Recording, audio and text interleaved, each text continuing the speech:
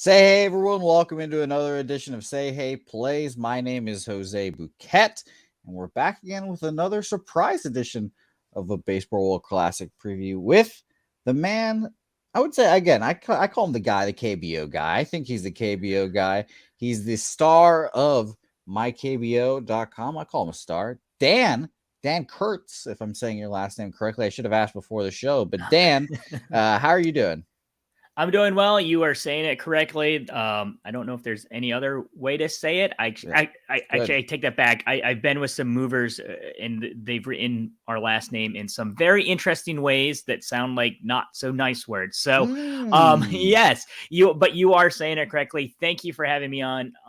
It's a pleasure. Yes, no, it's going to be a fun time talking with you, especially because you are, again, you're the mind of the KBO baseball.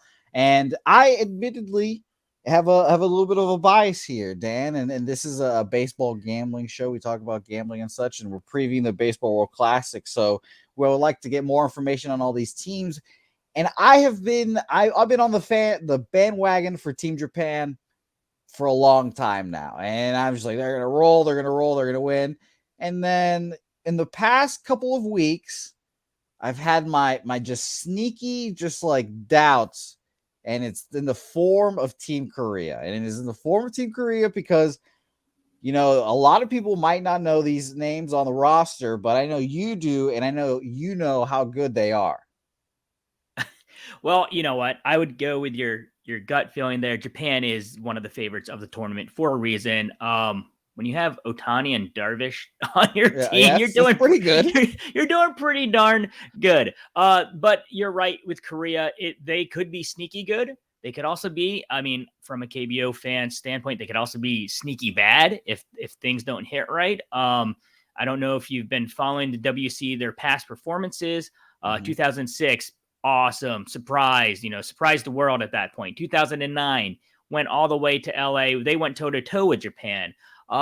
Since then, 2013 and 2017 have not had quite as much luck in the WBC.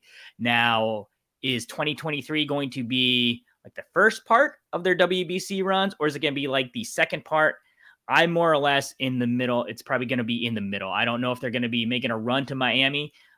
On my end here, I haven't bought WBC finals tickets yet. If they Oh, because I've not I've been burnt too many times in the past, especially since COVID with like getting sports tickets for yep. buying it ahead of time, and then all of a sudden just like seeing the market drop, and then like, hey, these $300 tickets went down to like $20.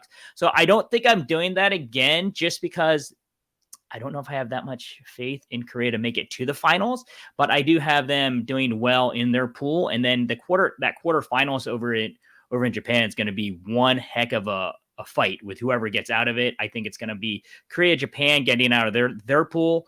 The other pool that's happening down in Taiwan between Chinese Taipei, Netherlands, Panama, that group.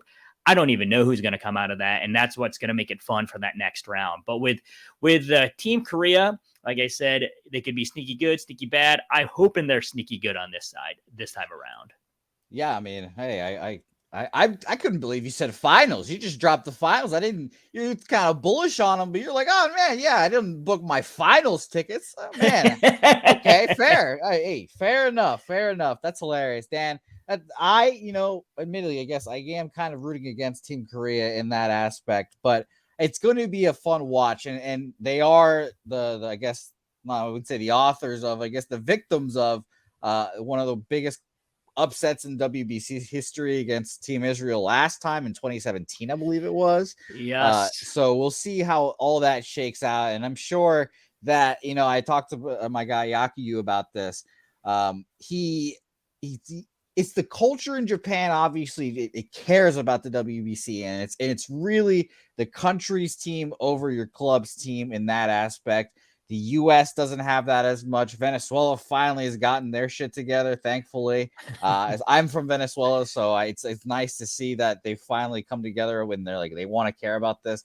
DR is they care, but the club's kind of fumbling Yep. around. What's the situation like in Korea in that aspect? Is it you said they were kind of down, but are they all in like focus for this tournament? I hope the players are. The fans, I don't know yet. I was just actually talking to my friend, and you maybe follow him on Twitter. He's a great follow. He knows more about Korean sports than I'll ever know. Jiho Yu of the Yonhap News Agency, and I was just talking to him briefly, going like, "Hey, what is the temperature of a baseball fan in Korea?" And he's like, "Korea loves baseball.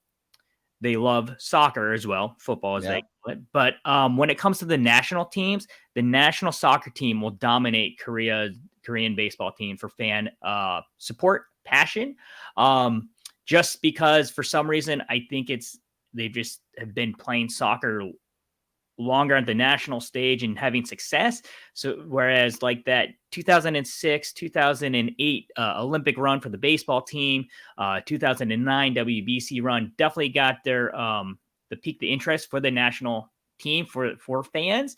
But I will say 2013 and then 2017 to just not even make it out of that.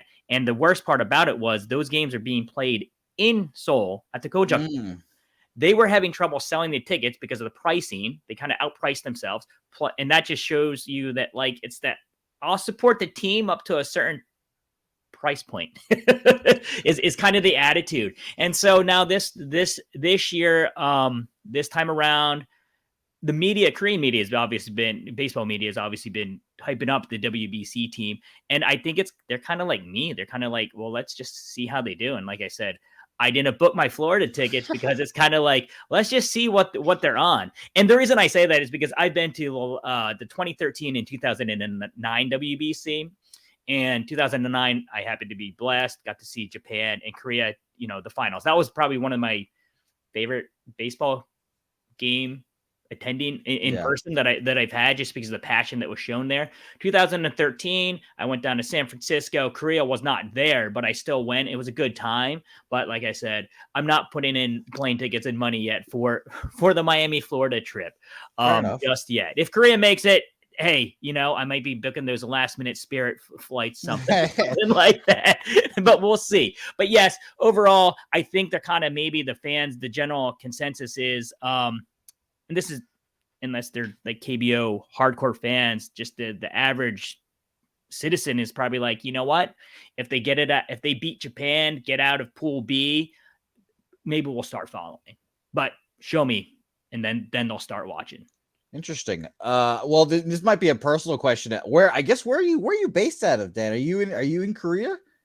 No, I'm actually based out in Washington State. So I just live south of Tacoma. So I got the Tacoma Rainiers near me, Seattle Mariners. Sure. I grew up, my wife was in the military for a while. So we did Florida. I mean, not Florida. We did. See, I'm already thinking of Florida. We're trying to wish good luck to the Korean team. But no, we've lived in Texas, San Antonio, which I think is where you're based out of. I've lived in Washington, lived over in Korea. So we've been all over the world. And now I am based out in Washington State right now. And the funny thing is, like, I'll wear my Team Korea like gear out, and I'll go to the Korean stores, and I'm like, oh, you follow the team. So like, I try to get a pulse of like, what are the Korean Americans feeling? And so it's kind of like, whenever the team's doing well, they're all behind it because it's very nationalistic, very, very prideful of their country, like every country should be. But then when they're not doing so well, or like in 2017, there was not probably a lot of Korean jerseys being worn, because it's a little bit embarrassing, to be honest, from a Korean baseball fan myself. I was like, ouch, that hurt. That last WBC really hurt. So I'm hoping this 2023 takes that bitter taste out of all the baseball fan mouths. I 100% know how you feel. That the very same thing happened to me. I'm an Oklahoma State fan. I was really confident in them, and playing Oklahoma, our big rival. They get their shit kicked, and then I have my Oklahoma State jersey just in my trunk. I just took it off, threw it in my trunk, and I have not touched it for months now. It's just been there for months, and every time I open up my trunk, I see it, and I just get angry again. I just close my trunk. I'm like, So no, I understand that completely. It's very fun. It's very cool. I'm going to the Miami game, so I hope you do end up going, and maybe if Korea does end up going, it will maybe hurt my feelings, but I hope it'll be a good time. So, and I'm hoping to have your same experience as well, because I'm going to Venezuela versus the DR March 11th. That's the game. Yeah. So that will be awesome. Like, I've already decided I'm going to cry. I'm going to cry during the national anthems. I'll be just sobbing the entire game. Well, like, I mean, I went down to the one in San Francisco. Korea, the team that I was rooting for was not there, but it was still a wonderful Yeah. time. It was still a great time. And the passion, just like, I think anytime you get international sporting events, just any kind, it doesn't even have to be sports, just any kind of international events where we bring in the world together.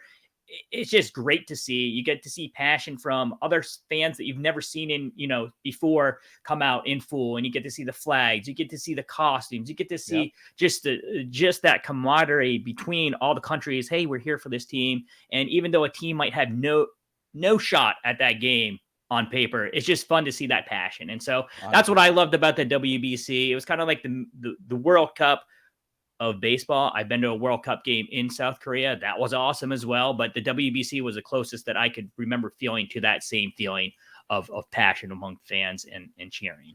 No, it's going to be great. So I'll give you one last general Korean baseball culture question before we get into the roster and everything, which obviously that's your time to cook there for sure.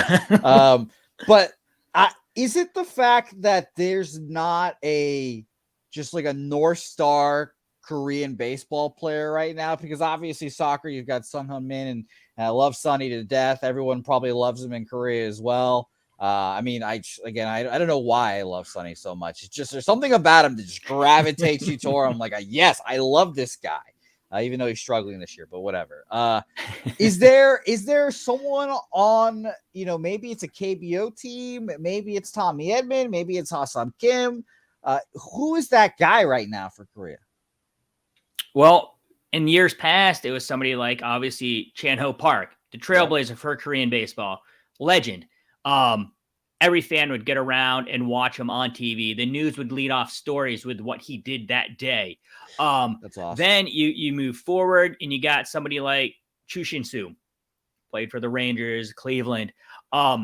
Because he spent his time in the minor leagues and worked his way up through the major leagues, the passion, he was a popular player, but the passion maybe of following was not quite there as Chan-Ho, because he was a trailblazer. Then you had somebody like Hyunjin Ryu before he got injured again and has not been playing recently. When he was on the Dodgers, there was that same passion. It was really cool to see that passion come back and be like, we're following him. And just so happened to be he was on the Dodgers, a very popular team in Korea because of the Chan-Ho connection.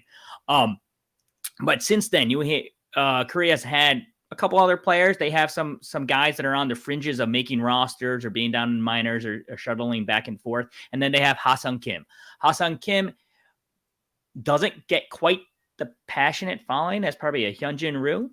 I love him as a player. I think he's going to be a great addition to this WBC team up the middle there with Tommy Edman, but probably just not quite the same following as a Hyunjin Ryu had years back.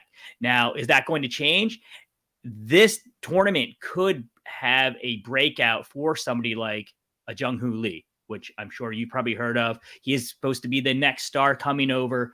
But just for him to perform really, really well with that pressure coming from the country, plus that pressure of MLB scouts and that prospect, if he does really well and makes like the all tournament team, that passion might reignite, and then they'll be following him very closely this season in the KBO. And then if he were to get posted and come to the major leagues, that passion might be the same thing. And you might have the news and the media following everything that he does with every little step.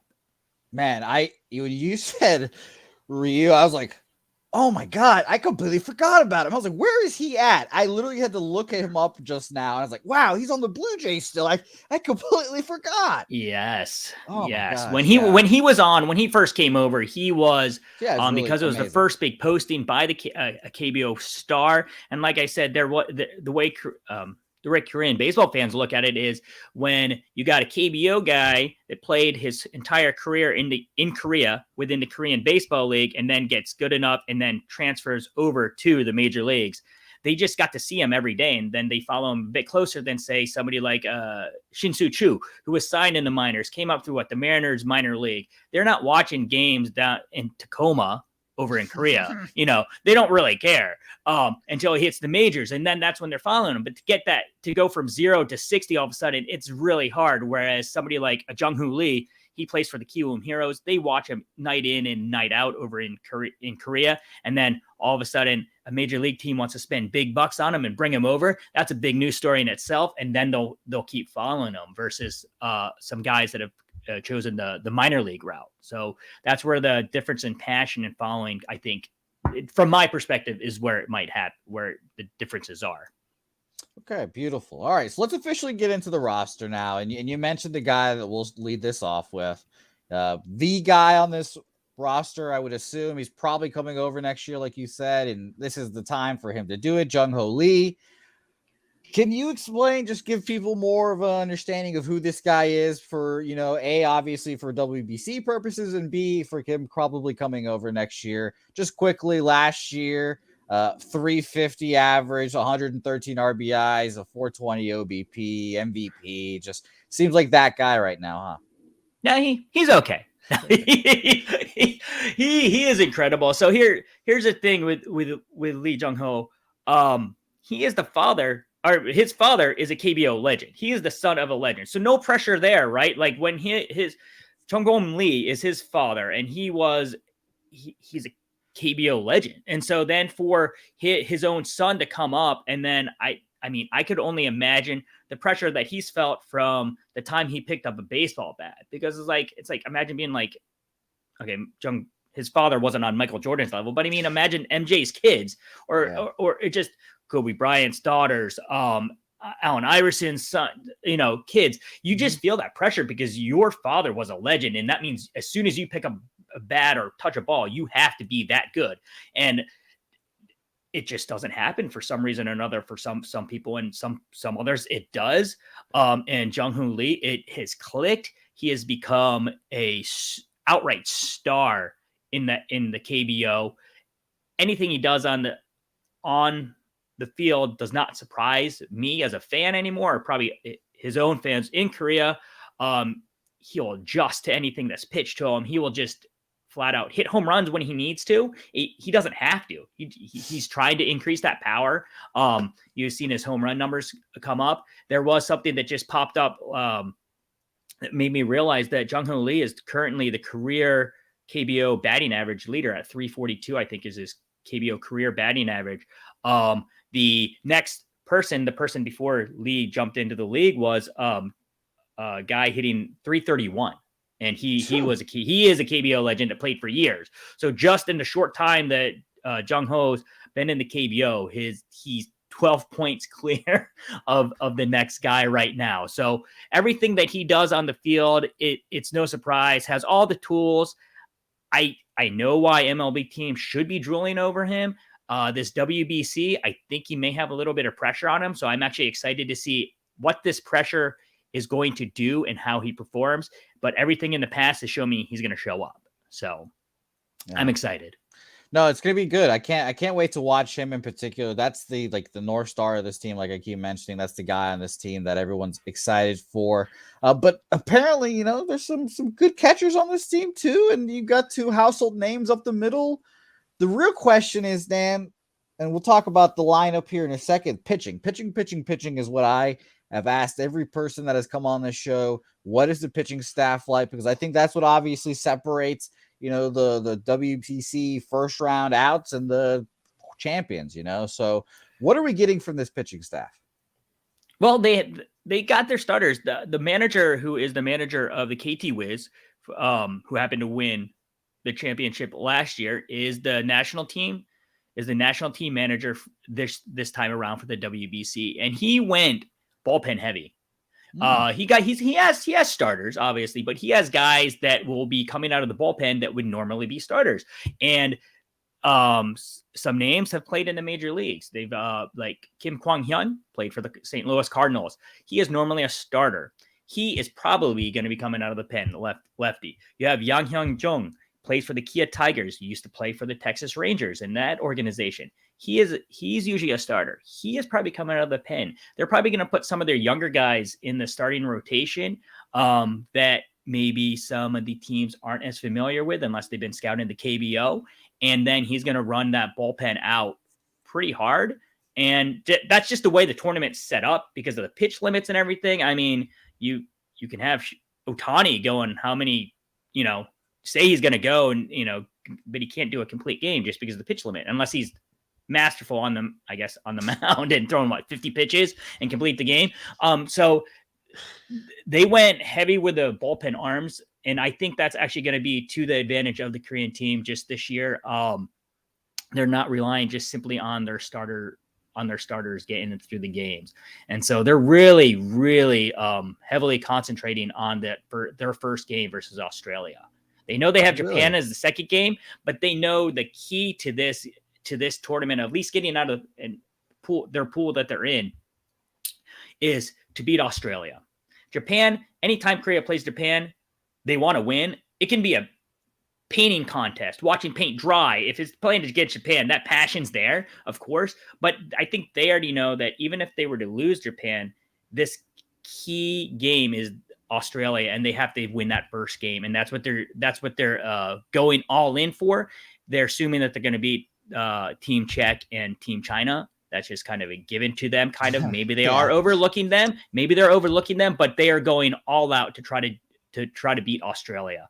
And then they assume that when they play Japan, that passion from all the players and from their support from the fans will just help them get through. But they're going all in. If they lose to Australia, their tournament could be done. Yeah, no, that's okay. That's a good note there. So I know that, and obviously for us gambling purposes, that Korea's focusing on that first game and they need it. And I did hear that they were throwing their ace against Australia and not Japan. And I was a little confused by that, but the way you're putting it makes a whole lot of sense. And right now there's not, I mean, I can guess of who they maybe will throw out there and have maybe Koo Chung Mo go for Japan, who was an ace in his own right, but they might go with somebody like Ko Young Pyo or somebody for Australia. And it's just, there's been no leaks out of the camp, because I was talking, like I said, I was speaking to Jiho and I'm like, have you heard anything? I'm like trying to get it out. And he's like, there's nothing. They're keeping it quiet because they don't know who they're throwing on the mound versus Australia. Because they already know who's going on the mound for Japan. Darvish. They're facing Darvish again. So they're like, all right, we can throw out Koo or somebody like that, but they need that. They need that win versus Australia, and they're going all out. They're trying to keep it secretive. They already sent I just saw last night, they sent their advanced scouts over to start watching all the teams from their pool play their practice games over in Japan right now. And so they're pulling out all the stops. They feel the pressure because they know how poorly they did in that WBC. And I don't know if it's a reflection of that, but baseball interest and fandom among fans in Korea has been trending downward over the past few years, even before COVID pandemic hit. And so I don't know if that failure at 2017 really didn't help to spark that interest. If they can make a run, if they can beat Australia, they can surprise Japan in that second game, that passion will reignite for those fans. Man, it's very interesting because the way you talk about this team and what's happening, it feels like it's for the sake of baseball in Korea. Like they have to do well. So taking it back to 2008, Korea won an Olympic gold medal in baseball. And so guys such as Kang Baek-ho, which are on the WBC team right now, play for the KT Wiz. He was known, their generation was known as the Beijing kids because they won and did well at the Olympics. That baseball team did. Guys like Kang Baek-ho saw him and wanted to become baseball players, is basically the thinking and how that goes. Same thing 6 years earlier, 2002, the World Cup run for Korea. You saw all these young kids at that age try to turn to soccer and become the next soccer star. So that 2008 run kind of, this generation of brought these guys, the prospects like Kang Baek-ho is on the WBC team. So I think if they're thinking, if we can make a good run in this 2023, we can get that next generation to go in on soccer, because like I said, they're competing with, going on baseball, they're competing with soccer to try to get their athletes. Yeah, and absolutely did not help that the soccer team had a great run in the World Cup as well. So exactly, passionate run, passionate. Yeah. It was a great time in Korea, and like you said, that run may have sprung interest. Hey, I'm torn on the fence. I'm a little kid. Do I want to pick up a baseball bat or do I want to do soccer? Oh, that World Cup sealed it. Versus, oh no, the Korea crashed out in the first round of the WC. I'm done, because it's not going to be in the Olympics anymore either, or at least in Paris. So like, this is the time. This is the premier event for them to get fans to start watching. It's going to be fun. I cannot wait for that first game against Australia. Now I'll be watching it very closely, even though it'll be like 3 a.m. here. So I cannot wait. I don't know what time. Do you already know what time it is going to be?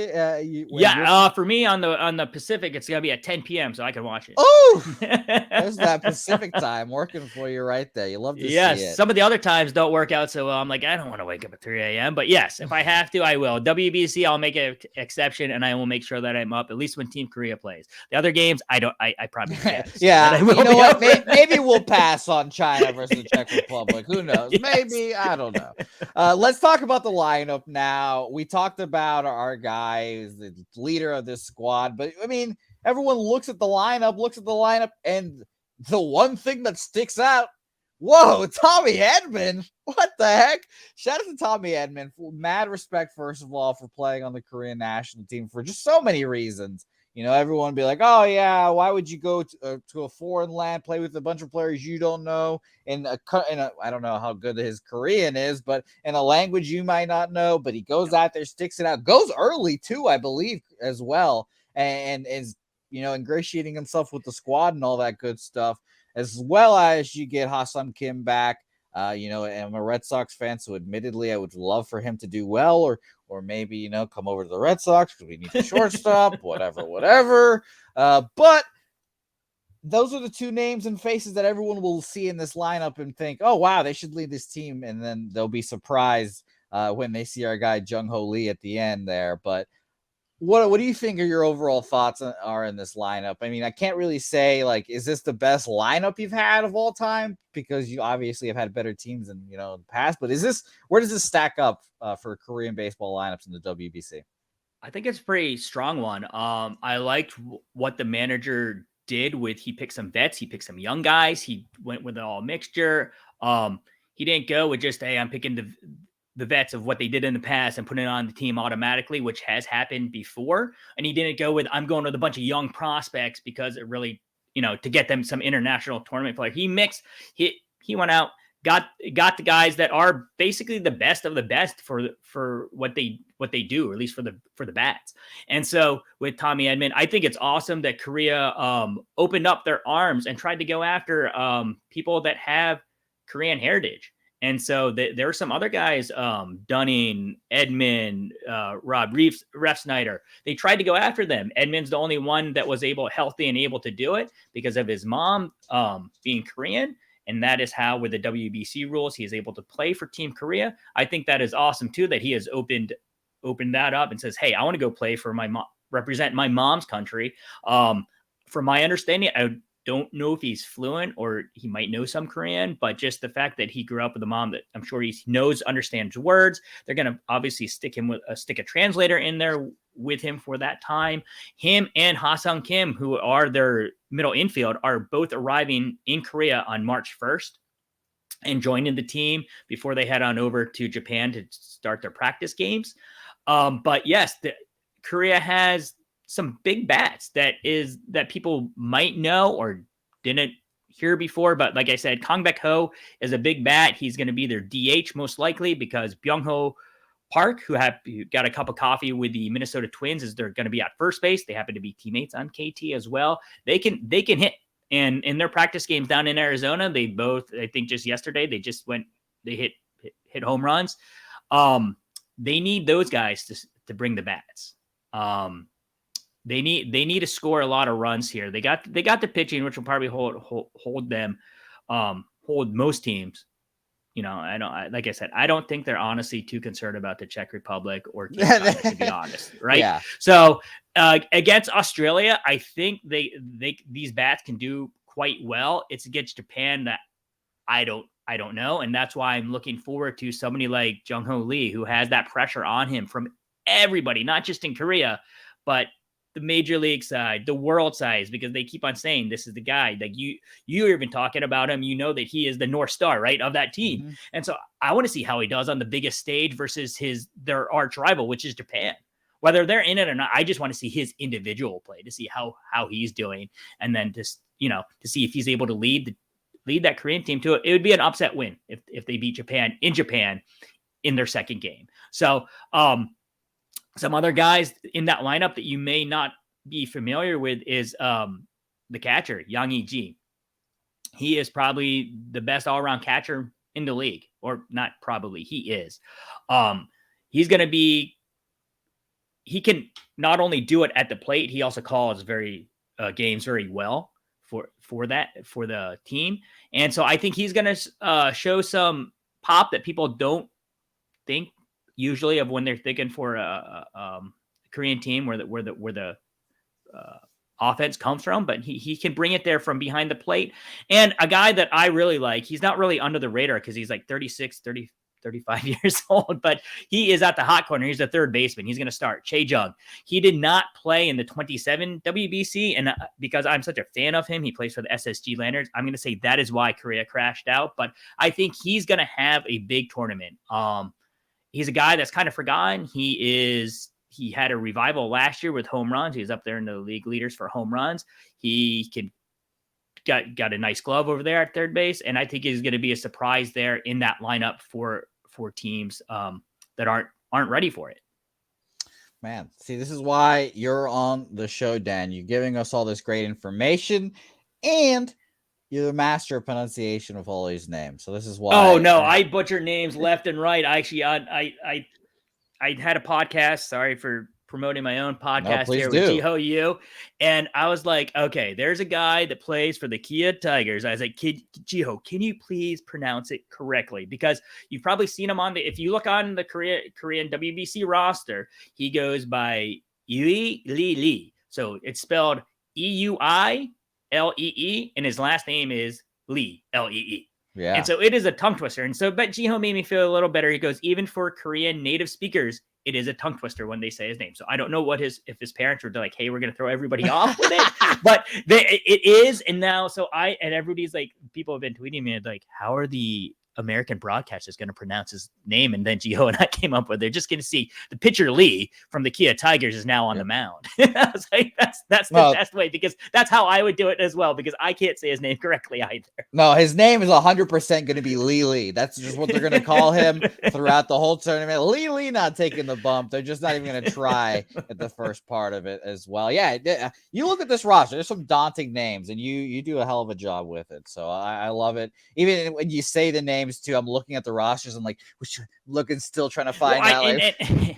And I forget. I'll say it with their in Korea, you say their last name first, and then their first, and then their first names. But then when I'm speaking English about baseball, then I'll be like Chan-Ho Park or Park Chan-Ho. I'm like, oh, which one do I go with? I don't want to throw them off. And then it just comes out. And then they'll be like, well, why'd you say Chan-Ho Park then? And then you said, down the line, Park Chan-Ho. I'm like, yeah, I interchange them. So I'm sorry for throwing you off, throwing off. No, I love it. No, it's great. It's great. It gives you the credibility, Dan. It gives you the credibility we need here. And I love it. It's funny when you said Sin Chu Chu, and I was really racking my brain because you obviously said it, I'm not going to say backwards, but you said it how you said it. And then I was like, man, who is, and then you said it the right way. I was like, oh, okay, yes. And I do that automatically thinking, oh yeah, they knew who I'm talking about. And I'm like, oh, just wait, they might not know who Park Chan-Ho is. It's Chan-Ho Park or something, and so it's like, and I can't even, my Korean, I was so, just so you know, and anybody watching knows, I was adopted from South Korea as a baby. I did not return there until I was 19 years old for the first time. So my Korean went from 0 to now about 5% is what I say that I know. Okay. I took Korean classes. And so I can get by if I need to. I know all the right and wrong words to say. But yeah, so that is why my pronunciation is very, very poor. But that's why I had somebody like a native speaker like my friend Jiho come on and be like, how do you say this name? Because I can't say it. But then he did. I mean, I don't know if he's just placating me, but he made me feel much better by going, hey, even us native Korean speakers have a tough name with his name. So I was like, okay, thank you. That's funny. No, hey, like I said, I think you killed it. So thank you, Dan, as always. Now, please plug the podcast because, like I said, if there's fans out there who are like, I want to get into Korean baseball, or it's the off season and we have nothing to do, let's watch some Korean baseball. But I don't know. It's obviously there's a barrier of entry to get in there because you're like, who do I root for? Like, I love all these team names. The Doosan Bears, the Wiz, this. Let's get into it. Tell them about the podcast, please. Sure. Yes. Well, I don't do a lot of podcasting. So I called it my Triennial podcast because the last podcast I realized that I had up was from 2020 when COVID was shutting down the leagues, and they were one of the first leagues to start back up. So I'm like, all right, if I can put out a podcast every 3 years, I'm doing great. But no, for real, I am actually talking about maybe doing another podcast. I want to have you on. I want to know why people have become KBO fans or follow the KBO since COVID, or even a little bit before COVID, and in the last 3 to 4 years. And obviously some of it is for the betting reasons, or maybe it's not. And I want to know, like, I've at least heard from some people that says, you know what, I just wanted to bet on sports during COVID, but then they're like, I actually started watching the games and I started enjoying them, or like, I like the names, I like to see who the next prospect is. And I'm like, that blows me away, because the only reason like I started getting into Korean baseball because 20 years ago I go there and I'm like, I attended a game, it was passionate, they were singing, I'm like, I love this, I get to keep following it. And to keep me a little closer to my heritage, because I was adopted, I felt, hey, let's try to follow this baseball league. I use it as an excuse to get better at Korean. I don't know if it's helped at all, but for the Korean language skills. But it is one reason why I got into it. But that, fast forward to 2020 COVID, I'm like, wow, these fans are still following, and I just want to know why. So I think it's very awesome that you followed as well. You have me on the show. You actually know who some of these players are. Now I'm blown away. And like, wow, how do people know, more than just Jung-Hoo Lee or more than Ha-Seong Kim for the Padres or something? I'm like, wow, it's amazing to see how it's grown from when I used to follow it 20 plus years ago. And it's like, people know who these teams and players are, or, outside of Korea. That's awesome. Hey, let me tell you, first, a great way to get new fans of a sport is have cool team names. There you go. That's all it is. That's the first step, guys. And that's what the XFL tried to do. They failed horribly. We have the San Antonio Brahmas now, but whatever. And shout out to you, Dan, as a fellow former San Antonio guy too. There's obviously that connection as well. I tried to go to when they had what was it, the AFL? What was it called? What was the other San Antonio team? The AFF or whatever it is. Yeah, Commanders. I did try to. Yeah, Commanders. I tried to make it out to a game, but I think they actually folded before I was able to get out to the game. I'm like, what the heck? So now I am back up in the Seattle area. So now I can maybe go see the Sea Dragons, who just blew a lead, I guess, last night in St. Louis. AJ McCarron's like, coming back. And so I'm like, okay, I think it's cool that they're being innovative and trying it, but it's still not like the old XFL when they had like, He Hate Me Now and stuff like that, like when it first came out. So but I know The Rock's trying to, reinvigorate the league, but like I say, with all sports, the more people following a sport, the better. So whether that's the XFL or, at least with Korean baseball, it's the KBO, it's the Futures League, it's the WBC team. It's, I'm just a big cheerleader for Korean baseball. So I'm like, the more people that follow it, I don't care if it's just for, hey, help me win a parlay. That's awesome. The fact that you're watching the sport, just whether you know anything, I'm like, I don't know who the Doosan Bears are, but I picked them to win today. That helps you win some money. Great, because I know down the line, that name's going to be like the Doosan Bears. Oh, yeah, that's the KBO. Yeah. Let's go check out in on him. Like, whoa, this game's cool. I want to go visit Korea because of it or something. Like, I think that is one way that is a good way to get fans outside of Korea into the league. But I know Korea, with their the way they look at gambling, it will probably never happen. So it will have to be done by everybody else outside of that nation, because it is illegal to bet on certain things over there. Well, Dan, we make our way. We use our various ways to make our wagers. So it'll be a good time. And Dan, please talk about mykbo.com too. What as someone that has visited the website, what can people find on the website, and let people know as well? Sure. It consists of two parts. I have my general one at mykbo.net. It has, I try to aggregate news that has anything to do with Korean baseball, mostly the domestic side. If it has to do with the Major League side, I pretty much, unless it's a story that's not covered by the Western media, it's probably not included in the aggregation there, just simply because if it's about the Padres and Ha-Seong Kim, they probably found it out from the Padres beat writers before, anybody else put it out on the Korean side. So it's mostly following the KBO, which is the top league in Korea. It helps. We have a stat site at mykbostats.com, and it follows the league, game day live, as best as we can keep up to date with it. And then, like I said, I just put out a podcast there. You can go to mykbo.net. You can hit the podcast. You can click on it, subscribe, listen, delete it. I don't know. I don't care. I put it out. Like I said, another one might not happen for 3 more years, but at least it's out there. But yes, the website is where it started. I'm now mostly on Twitter at MyKBO. And, that's when I put out like such things like daily news from like the beat writers that are down in Arizona about the WBC team. Or currently right now, as we're speaking, they are playing KT Wiz in a practice game. And I just recently put out their starting lineup and stuff like that. So it's just stuff that if you want to follow on Twitter, thank you. If not, that's fine. Do what you do. But I wanted to say thank you for having me on your show. And I know that you said it's from the more gambling aspect. But like I said, for me as just a general Korean baseball fan, any way that gets fans interested in that league, in that team, in the national team, I think it's awesome. If you have no relation to Korea, how else are you going to reach out to them? So I think it's awesome that, you look at it from that perspective.